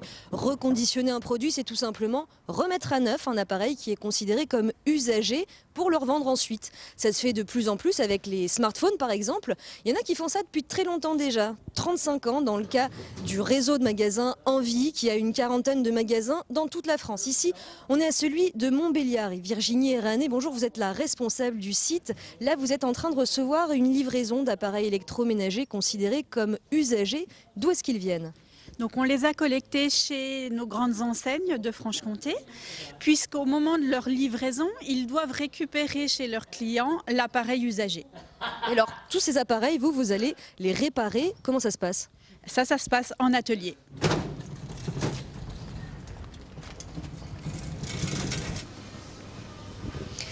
Mohamed Boukaïd, bonjour, vous êtes l'un des salariés de l'atelier de réparation de ce magasin Envie à Montbéliard. Vous, votre travail, c'est de remettre à neuf donc, des produits considérés comme usagés. Là, vous travaillez sur le tambour d'une machine à laver. Comment on fait pour remettre à neuf totalement un appareil qui est considéré comme usagé à la base ? Après avoir fait une série de tests sur la machine, on détecte d'où vient le problème. Et une fois qu'on a le problème, on commande les pièces quand elles sont disponibles. Alors justement, est-ce qu'on peut aujourd'hui tout réparer comme appareil électroménager usagé ? Oui, on peut tout réparer, mais le problème c'est que des fois, même souvent, on a les pièces qui coûtent trop cher. Aussi cher que le prix d'une machine en fait. Et donc du coup ça ne vaut pas le coup de faire réparer. Lorsque les pièces détachées sont disponibles et abordables, les appareils reconditionnés sont envoyés dans le magasin derrière l'atelier. Virginie Erané, ici, on est dans le magasin où vous revendez justement tous les produits qui ont été réparés dans l'atelier qu'on vient de voir. Il y a de tout. Il y a des machines à laver, il y a des frigos, il y a des fours, des plaques de cuisson. La loi sur l'économie circulaire qui est discutée en ce moment, elle va créer ce qu'on appelle un indice de réparabilité des appareils électroménagers. Qu'est-ce que ça va changer pour vous qui faites du reconditionné ? Alors, pour nous, ça va changer le fait que les fabricants seront obligés de produire de la pièce détachée en nombre et sur du plus long terme qu'aujourd'hui. Donc, sachant qu'aujourd'hui, notre point vraiment de difficulté pour réparer, c'est le manque de pièces détachées, puisque sur certains produits, on n'en a pas du tout. Donc, vous allez être demain en mesure de réparer, de reconditionner plus d'appareils qu'aujourd'hui ? On l'espère. Aujourd'hui, on ne répare que des produits de marque parce qu'il n'y a que les grandes marques qui font de la pièce détachée. Les produits d'entrée de gamme sont produits avec une durée de vie limitée, quelques années, et en plus sans pièces détachées. On espère que ça va changer. C'est quoi l'intérêt pour un client de venir acheter chez vous un produit reconditionné plutôt que d'aller en acheter un neuf dans une grande enseigne ? Alors, le premier intérêt, c'est donc son prix, puisqu'aujourd'hui, on est entre 40 et 60% moins cher qu'un produit classique en magasin. Et de plus, il est garanti 1 an pièces et main-d'œuvre. Et puis le deuxième point, c'est le point écologique, puisque nous, on va utiliser 2-3 appareils pour en refaire un, plutôt que d'aller chercher de la matière première à l'autre bout du monde. Le marché du reconditionné, c'est un modèle qui fonctionne plutôt bien économiquement. Ce magasin qu'on vient de découvrir, par exemple, réalise un chiffre d'affaires annuel d'environ 500 000 € et surtout, il emploie 25 personnes, dont une vingtaine en réinsertion. Et tout ça, c'est de l'emploi non délocalisable. Voilà pour ce reportage de Samia Dechir et Fabien Ecker qui sont donc toute la semaine dans l'Est de la France. Demain, ils seront à Besançon pour parler de compost. Vous suivrez bien sûr le reportage à cette heure-ci dans Bonjour chez vous. Messieurs, bonjour. On va parler de cette loi sur l'économie circulaire, la loi anti-gaspillage dont viennent de parler Samia et Fabien. C'est une loi qui fâche les élus locaux, qui fâche les territoires, qui fâche aussi les sénateurs. On l'a vu hier au début de la discussion générale.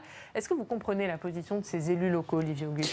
C'est vrai que ça fait des années qu'on leur demande de faire des efforts pour instaurer de la collecte séparée des différents déchets et pour permettre du recyclage. Donc elles l'ont fait, c'est compliqué, c'est long à faire, mais elles ont trouvé pour la plupart un équilibre financier, c'est-à-dire que les déchets recyclés, qu'on trie dans nos bacs verts ou jaunes selon les endroits, ils les revendent à des industriels qui vont les valoriser. Donc elles ont trouvé une source de financement. Et puis il y a un des projets qui est en cours, qui est de dire on va mettre maintenant des points de recyclage et directement les gens vont aller apporter leurs déchets, leurs canettes, leurs bouteilles plastiques à des points de recyclage. Alors ça permettra sans doute une plus grande quantité de recyclage, une meilleure qualité des matériaux. Donc d'un point de vue environnemental, ça se défend tout à fait. Mais tout d'un coup, on dit aux communes, vous aviez toutes ces matières à valoriser, elles vont vous échapper. Et donc elles perdent cet équilibre financier qu'elles avaient bâti. Fâcher les maires et les élus locaux quand on veut un acte 2 tourné vers les territoires, Stéphane Robert, c'est peut-être pas la meilleure chose. Disons qu'il y a une relation qui est difficile depuis quand même un petit moment. Donc, qui râle déjà par principe au départ, parce qu'on va bouleverser un petit peu ce qui est déjà mis en place. Enfin, ça peut se comprendre. Et puis, il y a tout un contexte qui est la suppression de la taxe d'habitation. Alors, on leur garantit que ce sera compensé à l'euro près. Et maintenant, qu'est-ce que sera l'avenir ? Ils n'auront plus la main. On ne sait pas trop. On est dans un flou total. Donc, quand on ne sait pas ce qui va nous arriver pour les années à venir, quand il n'y a pas de stabilité, on râle forcément. Pascal, oui, les élus locaux, je crois qu'ils ont besoin de stabilité aujourd'hui. Donc c'est vrai que cette mesure vient encore les perturber. En plus, on approche des élections municipales, donc c'était peut-être pas le moment. C'est vrai qu'on a des filières de recyclage qui commencent à bien fonctionner. Donc tout ce qui peut venir les perturber, les petits grains de sable, forcément, ça gêne, ça crée des crispations.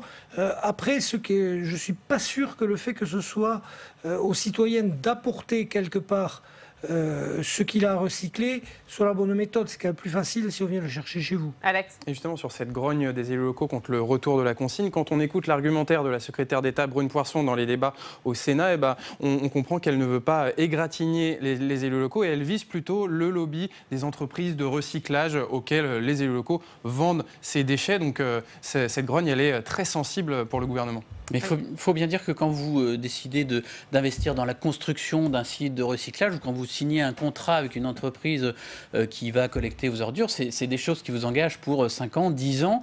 Donc c'est des calculs qu'on fait sur le long terme. Quand en cours de contrat comme ça, la donnée économique est bouleversée, ça peut vous mettre en difficulté. Ouais. On va continuer à parler des élus locaux puisque cet après-midi, Jacqueline Lecornu et Jacqueline Gouraud et Sébastien Lecornu, dans ce sens, les ministres en charge des collectivités seront auditionnés au Sénat pour présenter la loi sur le statut de l'élu. Que contient précisément cette loi ? Les réponses de Jonathan Dupriez.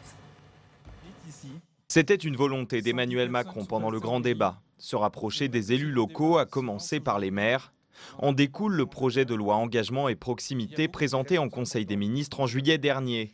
Le texte, porté par Sébastien Lecornu, comporte un éventail de mesures pour faciliter l'exercice du mandat des maires et des élus locaux. Revalorisation de l'indemnité des élus de communes jusqu'à 3 500 habitants, prise en charge de frais de garde des enfants en bas âge lors des réunions obligatoires, ou encore renforcement des pouvoirs de police du maire et de sa protection juridique dans le cadre de son mandat. Avec ce projet de loi, le gouvernement entend à la fois répondre au malaise des élus et encourager les candidatures aux prochaines élections municipales. Le texte présenté par le gouvernement comme une base de travail devrait être largement amendé par le Sénat. Le projet de loi sera examiné en première lecture par la Haute Assemblée à partir du 8 octobre. Pascal Jalabert, ce projet de loi sur le statut de l'élu, il vise à répondre au malaise des maires. Est-ce que la réponse est adaptée ? Pour le moment, à mon avis, c'est un peu court. Alors c'est vrai que la protection juridique, c'est un préalable indispensable.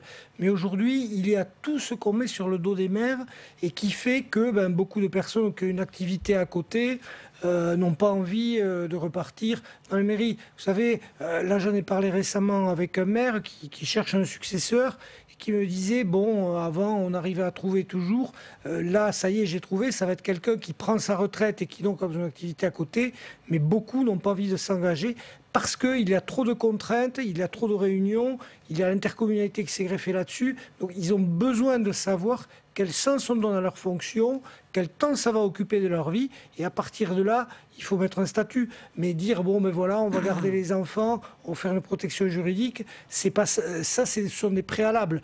Mais après, je crois qu'il faut redéfinir la fonction et bien expliquer aux candidats éventuels ce en quoi ça consiste. Il y a un volet formation qui me paraît important et qui manque dans le dispositif. Stéphane Rambert. Oui, effectivement, moi, ça me paraît aussi un petit peu court. Si on prend un exemple en particulier qui est la revalorisation de l'indemnité des maires, la même pour tous les maires jusqu'à 3500 habitants. Ce qu'on entend beaucoup chez les maires ruraux, c'est attendez, qui paye qui paye, c'est pas l'État qui va payer, ce sont les communes. Les communes qui ont des tout petits budgets. Pour les communes qui ont 200, 300, 400, 500 habitants, elles ne pourront pas payer leur maire à ce tarif-là. S'il n'y a pas une revalorisation de l'État, donc on met en place des mesures qui, a priori, à ce stade en tout cas, ne leur apparaissent pas applicables. Dans ces conditions, on comprend que ce soit quelque chose qui... Et pour l'instant, on est dans le flou, on ne sait pas trop. En tout cas, ce n'est pas prévu dans ce qui est présenté pour le moment, que ce soit l'État qui prenne en charge cette revalorisation de l'indemnité de ces maires, notamment ruraux. Et effectivement, ils ne comprennent pas le projet de loi tel qu'il aurait présenté à ce stade-là. Olivier Auguste. Oui, je pense que les points qui sont proposés vont sûrement dans le bon sens. Il manque peut-être quelque chose, mais qui par définition ne peut pas figurer dans une loi. C'est justement un engagement de faire moins de lois, de faire moins de normes. C'est devenu compliqué d'être élu local. Vous avez sans cesse de nouvelles réglementations de sécurité, d'environnement, qui toutes individuellement ont un sens, hein, mais qui s'empilent comme ça. C'est un vrai travail professionnel d'être devenu maire maintenant. Et puis toutes ces normes, c'est de la complexité, c'est un coût à chaque fois. Donc effectivement, on en revient à la difficulté de boucler un budget. Et donc il y a sûrement voilà, une forme d'engagement solennel de l'exécutif qui pourrait être pris, de dire attends, on arrête tous les ans, tous les mois, de vous rajouter un article de loi, un arrêté, une circulaire. On vous laisse un peu respirer, on vous laisse un peu faire à votre façon, et ça pourrait participer à redonner effectivement de l'attractivité à ces fonctions d'élus locaux. Eh bien, on aura l'occasion d'en reparler, puisque cette loi sur le statut de l'élu arrive donc au Sénat. Elle sera notamment en séance à partir du 8 octobre. C'est maintenant à vous, Alex, c'est l'heure de votre revue de presse.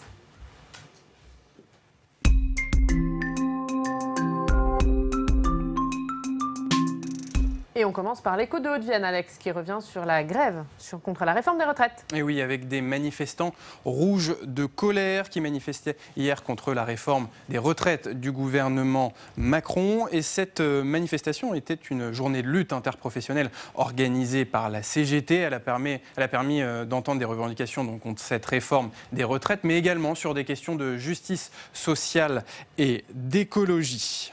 Et le Berry républicain, lui, consacre sa une aux campagnes en souffrance. Et oui, alors que le malaise des agriculteurs perdure dans les campagnes, notamment à cause du cours des matières premières qui est de plus en plus fluctuant, des revenus faibles des agriculteurs et également des difficultés de transmission des exploitations. Et il y a d'ailleurs un film qui sort sur ce sujet aujourd'hui.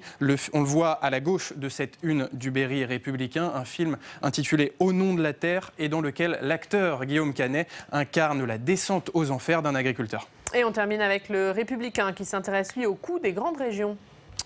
Et oui, le Républicain lorrain qui titre « Trop cher, grande région » alors que la Cour des comptes dénonce le coût trop élevé de la fusion des 13 grandes régions qui a eu lieu en 2016. Alors, l'une des régions les plus coûteuses, c'est la région Grand Est, car quand on lit le dossier en page intérieure, eh bien, on s'aperçoit que sur les 50 millions d'euros qu'ont coûté cette fusion et ces grandes régions, eh bien, la région Grand Est en a dépensé 16 supplémentaires, donc elle est donc la moins bonne élève. Et on voit en bas de cette page l'ancien président de la région Grand Est pendant cette fusion des grandes régions qui continue de dire que c'était une réforme abracadabrantesque. C'est pas facile à dire. Pas facile à dire. Je l'ai passé. Merci beaucoup, Alex. Pascal Jalabert, ça vous a fait réagir, ce que vient de dire Alex? Oui, d'autant que la région Grand Est est concernée et que les quotidiens du groupe EBRA, nous avons tous enquêté là-dessus, fait celui du Grand Est, le Républicain Lorraine, l'Alsace, les DNA, l'Est républicain. Et c'est vrai que le Grand Est, qu'est-ce qui s'est passé? C'est qu'on a aligné vers le haut les indemnités, les avantages, les primes des fonctionnaires. Donc du coup, je crois que c'était les Lorrains qui avaient les indemnités les plus hautes. Du coup, ceux de l'ex-Champagnard et de l'Alsace ont vu tout ça relever. On a augmenté les indemnités des élus. Et puis, comme on ne pouvait pas muter tout le monde à Strasbourg, eh bien, on a gardé des sites dans toutes les régions. Donc ça fait des frais de fonctionnement en plus et surtout des déplacements en plus. Ce qui fait que tous les postes de fonctionnement ont augmenté. Résultat, on aboutit au contraire de ce qu'était l'objectif. Il faut rappeler qu'André Valigny, qui était à l'époque secrétaire d'État aux collectivités territoriales, avait annoncé une économie de l'ordre de 9 ou 10 milliards pour la fusion des régions. Et là, on n'est pas du tout dans ça, c'est le contraire. C'est-à-dire que les régions fusionnées, les régions agrandies coûtent beaucoup plus cher que les anciennes régions. Et sur cette question de la région Grand Est, il faut rappeler que la collectivité européenne d'Alsace a été créée l'année dernière et donc le gouvernement finalement a rajouté encore une strate dans ce millefeuille territorial. Alors c'est un peu différent parce que là ce sont deux conseils généraux qui se retrouvent dans une collectivité. Bon, c'est quelque chose qui demandait. On est plus sur du social. Je pense que l'effet sera moindre, mais là, on est sur un périmètre qui est très grand. Donc, quand il faut aller à une réunion qui se trouve à Givet, tout au nord des Ardennes, jusqu'au Sunda, au sud de l'Alsace, on est vraiment sur un très, très grand périmètre. Donc, on a généré des frais. On va passer au prochain dernier thème de notre club aujourd'hui, c'est la réforme des retraites. Et on va commencer par aller sur le terrain. Grâce à nos partenaires des télés locales, hier à l'appel de la CGT, des manifestations avaient lieu dans plusieurs villes de France. On va voir ce qu'il en était à Saint-Étienne. Dans les rues, il y avait des jeunes, mais aussi quelques gilets jaunes, avec la même crainte partagée par tous. Quelle réforme des retraites m'attend? Anthony Verpillon, de nos partenaires de TL7, était au cœur du cortège. Malgré la pluie matinale et un ciel menaçant tout au long du parcours, les pancartes fleurissent, avec un dénominateur commun, le rejet de la réforme des retraites par points. François Fillon devant un parterre d'entrepreneurs qui, le sourire aux lèvres, disait « Mais la retraite par points, c'est pas du tout fait pour sauver le système des retraites. Ça nous permettra de modifier la valeur du point. » Donc ça, c'est un gros problème aussi. On ajuste la valeur du point en fonction de ce qu'on veut obtenir. Même son de cloche pour Alain de la CGT de l'énergie. Pour lui, hors de question de revenir sur son régime spécial qui lui permettra de partir à la retraite à 57 ans. Le régime spécial, c'est une contrepartie de la difficulté particulière du métier. Un égoutier, il a son départ à la retraite à 50 ans. Par contre, son espérance de vie moyenne en France, c'est 80. Mais lui, c'est 65. Ça veut dire qu'il n'aurait qu'une seule année de retraite. Et parmi les manifestants, des gilets jaunes, car même si on ne les voit plus le samedi, il l'assure, le mouvement n'est pas mort. Si vous voulez, là, il y a eu un changement d'ordre. Maintenant, on va faire des manifs plus nombreux à Paris une fois par mois. Et donc, les gens, il y en a qui au bout de 10 mois commencent à avoir un peu marre. Mais pour autant, je vous rassure, c'est pas mort. C'est même pas mort, c'est plus que vivant. Et quelques jeunes aussi étaient mobilisés, conscients d'être ceux que les manifestants défendent dans le cortège. Malgré ce statut entre guillemets presque privilégié aujourd'hui que je peux avoir avec un CDI, ça ne me garantit pas d'avoir une retraite qui puisse me permettre de vivre décemment sur mes vieux jours. Parce qu'on a le droit aujourd'hui de se poser la question jusqu'à quel point on va les repousser, jusqu'à quel point on va les saccager, jusqu'à quel point on pourra avoir une retraite. Un cortège qui s'est finalement dirigé place de l'Hôtel de Ville. Une nouvelle intersyndicale pourrait se dérouler le mois prochain.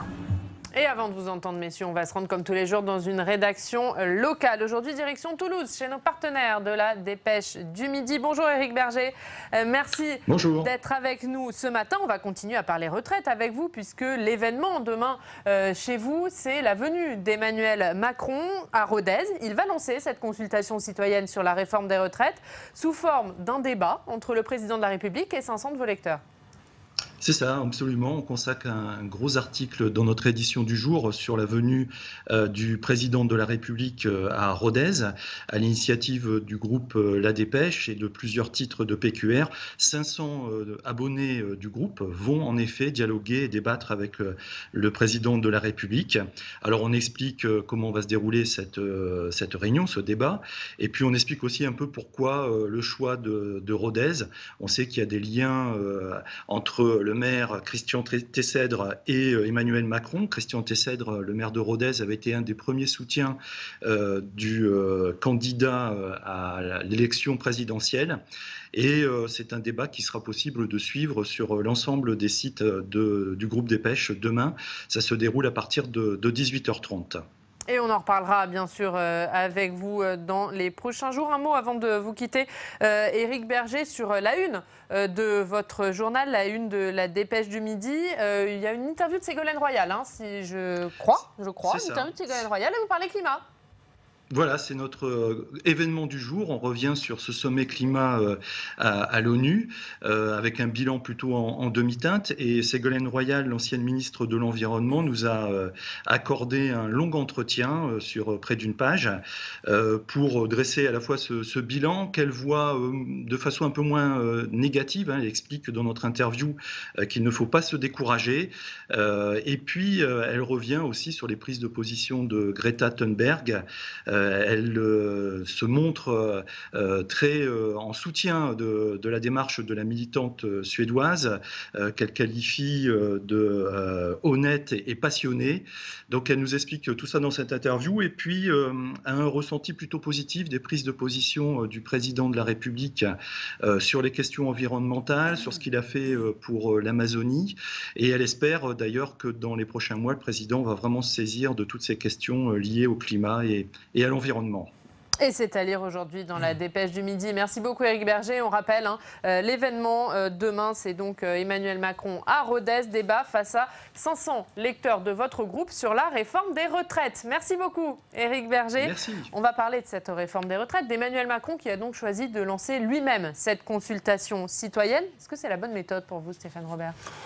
On a vu que ça avait partiellement fonctionné, en tout cas avec les Gilets jaunes, puisqu'on relance le grand débat en quelque sorte. On refait le grand débat autour des retraites, avec une volonté d'associer les Français à ce qui va être construit. On voit bien toute la méthode préparatoire qui est mise en œuvre, consultation jusqu'à la fin de l'année, des propositions qui vont arriver de la part du Conseil d'orientation des retraites. Pour l'instant, on n'a rien fixé. Delevoye proposait un âge pivot. Finalement, Emmanuel Macron dit que non. Pour lui, il est plus favorable à une augmentation de la durée de cotisation. Donc voilà, le débat est ouvert, on va en discuter. Donc, et là, on rouvre le débat. Donc on laisse en gros toutes les portes ouvertes dans la volonté d'associer les Français. On a vu que ça avait permis de calmer la contestation des Gilets jaunes. Alors, ça peut éventuellement, enfin, ça va prendre auprès d'une partie des Français. Le risque qui est l'autre monnaie de la pièce, c'est qu'on est dans un climat d'incertitude de ce qui va arriver. Les Français, il faut bien voir que le monde aujourd'hui est quand même anxiogène. Le climat se dérègle. L'économie française, on ne sait pas trop où elle va. On regarde demain, après-demain, mais plus loin, on ne sait pas. Il y a un climat qui est très anxiogène. Et d'organiser comme ça un débat sur une réforme qui est un peu fondamentale et qui nous fédère tous, de manière à ce qu'on ne sache pas trop où on va, c'est de nature à alimenter le terreau d'incertitude. Et alors, est-ce que la réforme des retraites va générer une vraie contestation ? C'est peu probable, parce que, si vous voulez, on voit bien que ce sont des petites catégories qui sont... chacun manifeste un petit peu dans son coin, c'est ce qu'on a vu hier lors de la manifestation. Pour vous, pas de convergence. A priori... Attention quand même, oui, attention quand même. Attention quand même, parce que la réforme des retraites peut aussi cristalliser d'autres mécontentements. Vous avez les urgentistes, vous avez les personnels hospitaliers, vous avez les enseignants, ça bouillonne un peu. Alors tout ce monde peut se retrouver, ça peut être l'étincelle. Alors c'est vrai qu'au niveau concertation, on va quand même là pour le coup on ne peut rien reprocher au gouvernement parce qu'il y a quand même eu Jean-Paul Delevoye qui a concerté pendant 18 mois. Là, il va encore y avoir un débat et puis il y aura le débat parlementaire à la fin. Donc pour le coup, ce qui est normal puisqu'on aura une grande concertation pour une réforme qui va nous engager pour plusieurs décennies. Il faut rappeler que le système actuel, il a quand même 73 ans. Donc du coup, on part sur une réforme systémique de système et c'est normal qu'on prenne un peu le temps de la préparer. Après, il ne faut pas rester dans le flou parce que les Français, là pour le coup, ils attendent de la clarté. Moi, je suis un peu perplexe sur cette méthode, qui est une première grande phase de concertation, d'autant plus qu'on a assez reproché à Emmanuel Macron de décider seul, de façon un peu autoritaire, etc. Bon, très bien. Ça a duré quasiment 18 mois autour de Jean-Paul Delevoye. Et puis Jean-Paul Delevoye, il présente son rapport et en gros, le gouvernement nous fait comprendre qu'à quelques détails près, voilà la réforme qu'on va lancer. Et puis on repart pour un deuxième tour de concertation, de discussion, de dialogue et notamment de négociation profession par profession. Et là, je trouve que le gouvernement est un peu en train de tuer, je ne sais pas, mais en tout cas de faire s'éloigner son principal argument, le fondement de sa réforme qui est l'équité. On va sortir de ces 42 régimes différents, de ces règles qui sont totalement disparates pour le public, pour le privé, pour les régimes spéciaux et on va mettre tout le monde à égalité. C'était son gros argument. Et puis là, maintenant, on engage des discussions avec les uns, avec les autres, avec les avocats, avec les régimes spéciaux. Et donc, chacun va aller regarder ce qu'il peut gagner, mais surtout, probablement, ce qu'il risque de perdre avec ces réformes. Chacun va faire ses calculs à soi, à quel âge je vais partir, combien je vais gagner, qu'est-ce qui va rester comme réserve. Vous savez que certains régimes, notamment les avocats, les infirmières, etc., ont des réserves très importantes, parfois des milliards d'euros. Et là, donc, chacun fait ses calculs et on perd totalement la dimension globale de la réforme. Alex. Et puis il ne faut pas être dupe, Emmanuel Macron est le maître des horloges électorales et cette grande consultation citoyenne, finalement, elle permet de reporter cette réforme des retraites après les élections municipales en mars 2020. Et quand on regarde le calendrier, eh bien, on voit bien qu'il a soigneusement mis tous les projets de loi en faveur des élus locaux juste avant les élections municipales et la réforme des retraites après.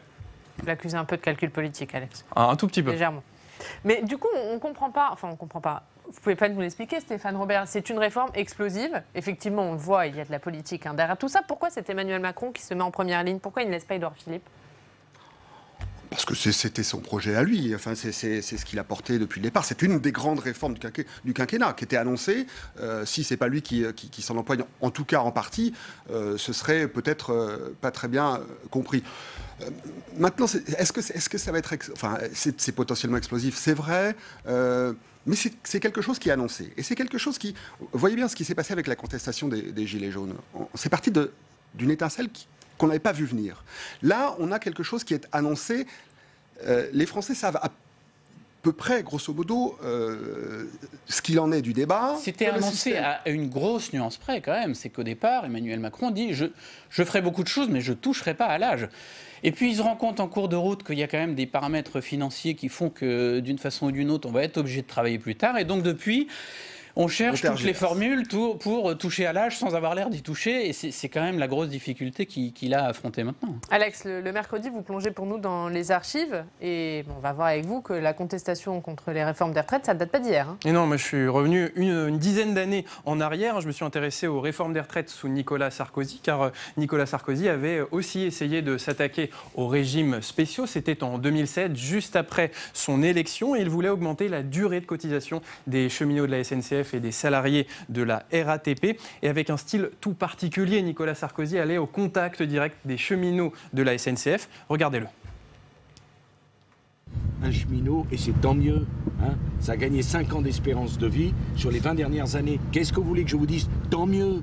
Eh bien, si on vit plus longtemps, et si vous voulez que vos retraites soient payées, il faut qu'on cotise plus longtemps. C'est pas marrant à entendre, c'est pas marrant à dire, mais il n'y a pas un pays au monde qui fait différemment. Vous pouvez chanter tout ce que vous voulez. Et voilà, vous pouvez chanter tout ce que vous voulez. Il a quand même mené à bien sa réforme des régimes spéciaux. Les syndicats... Ça a chanté beaucoup en 2010. Ça a beaucoup chanté.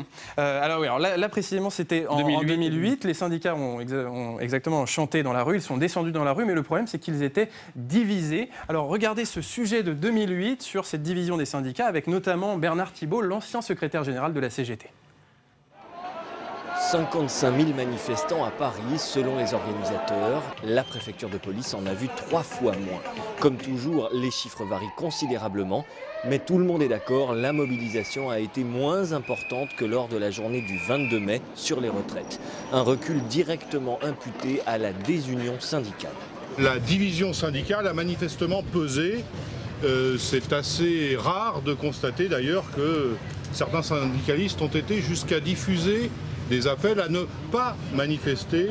Et voilà une division syndicale qui rappelle étrangement la division actuelle, alors que hier, c'est la CGT et Force ouvrière qui ont organisé seules la manifestation contre la réforme des retraites. Il n'y avait pas la CFDT. Alors, on va maintenant revenir en 2010, où il y a eu la seconde réforme de Nicolas Sarkozy, qui a mis fin à la retraite à 60 ans pour un âge légal de départ à 62 ans. Et là, des millions de personnes sont descendues dans la rue. La gauche était à peu près unie contre cette réforme.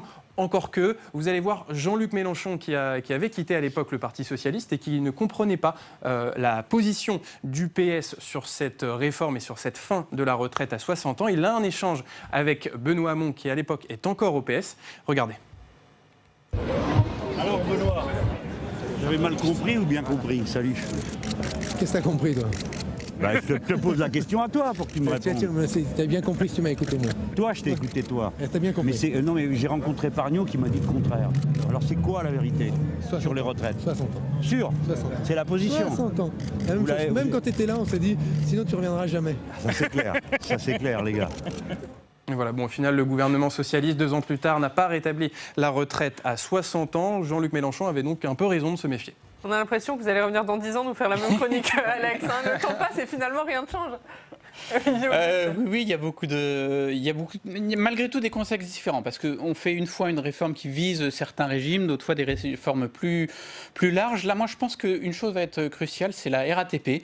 On a eu une journée de blocage très massive, mais qui était sur une journée. Donc, on peut s'organiser, faire du télétravail, poser un jour de RTT, etc. Là, on nous annonce une grève potentiellement illimitée à partir du 5 décembre. Il fera froid, entre parenthèses, pour aller au boulot en vélo ou à pied, c'est moins agréable.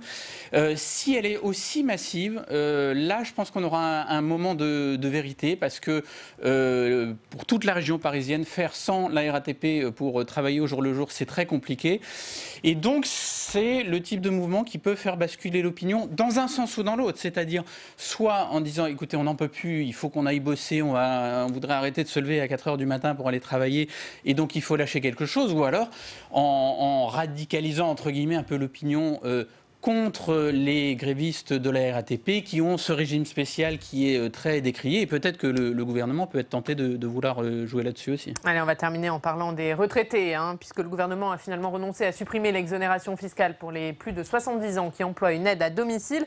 Écoutez ce qu'en pense le sénateur Les Républicains, Bruno Retailleau, patron des sénateurs Les Républicains. Il était à votre micro, Alex. C'est un couac qui est très inquiétant, parce que le gouvernement semble s'acharner sur nos aînés, sur les personnes âgées. Rappelez-vous, on a eu d'abord 25% d'augmentation de la CSG, ensuite on a eu la désindexation des retraites, et désormais on s'attaque notamment à l'emploi à domicile. C'est grave parce qu'on a un immense défi qui est le vieillissement. On a un immense défi qui est le maintien à domicile. Et le maintien à domicile des personnes âgées chez elles coûte beaucoup moins cher que dans des structures collectives, dans les EHPAD ou même parfois dans les hôpitaux quand ça va mal. Donc non, je crois que là vraiment ce couac, il veut dire quelque chose, et j'espère que sur la réforme des retraites, on ne va pas s'attaquer au pouvoir d'achat des retraités. Sur la méthode, sur cette décision verticale du ministère du Travail sans concertation, est-ce que c'est de l'amateurisme selon vous ? En tout cas, on nous avait promis un acte 2 qui devait tout changer, où on devait avoir de la concertation, du dialogue, et on se rend compte qu'on a des méthodes qui sont prises de façon masquée, de façon cachée. Heureusement que celle-ci a été débusquée, parce que sinon, on y avait droit. Comment on appelle ça, Stéphane Robert? Un couac? De l'amateurisme? Moi, je crois absolument pas. Je crois que c'est complètement réfléchi, cette affaire-là. C'est un magnifique exercice de communication. On prend une mesure qui est annoncée le lundi matin via un journal, on touche à une niche fiscale. Finalement, on revient dessus. Premièrement, on montre que on s'est un peu précipité, on s'est trompé, on est dans l'humilité. Ensuite, deuxième chose, ça permet de faire la pédagogie de ce qu'est en train de faire le gouvernement. Et Édouard Philippe, hier, a expliqué devant les députés à l'Assemblée que le gouvernement était en train de baisser les impôts et que les impôts en France, on les avait augmentés au fil des années, au fil des décennies, et qu'en contrepartie, parce qu'ils étaient trop élevés, on avait mis en place des niches fiscales. Donc si on baisse les impôts, il est légitime qu'on touche aux niches fiscales. Alors celle-là, effectivement, c'était peut-être pas la bonne, donc on revient dessus. Mais ça permet de dire que pour les mois à venir ou les années à venir, on va y toucher aux niches fiscales. On prépare le terrain. En quelque sorte. Donc c'est un ballon d'essai qui sert à quelque chose, qui sert à expliquer la réforme, à faire de la pédagogie, puis à montrer qu'on est dans l'humilité qui est la marque de l'acte 2 du quinquennat. En 20 secondes, Olivier Auguste, tout ça est un fin calcul finalement? Non, moi je vais dire un truc qui est invendable. Dans ce pays, le niveau de vie des retraités est supérieur à celui des actifs. Donc je pense que pourquoi est-ce que quand on a 69 ans, on n'a pas le droit à une niche fiscale, à 70 ans, on y a droit, si on a les mêmes revenus? Je pense que celle-ci, en l'occurrence, n'a aucun sens. Simplement, il y a une chose, c'est que dans ce pays également, les retraités sont la catégorie de la population qui vote le plus. Et ça sera le mot de la fin. Merci messieurs d'avoir été avec nous ce matin à 16h30. Rebecca Fitoussi, allons plus loin avec un débat sur le gaspillage alimentaire. On se retrouve demain. L'invité politique, ce sera Jacqueline Gourault, ministre de la Cohésion des territoires et des relations avec les collectivités territoriales. On vous attend demain. Très bonne journée sur Public Sénat.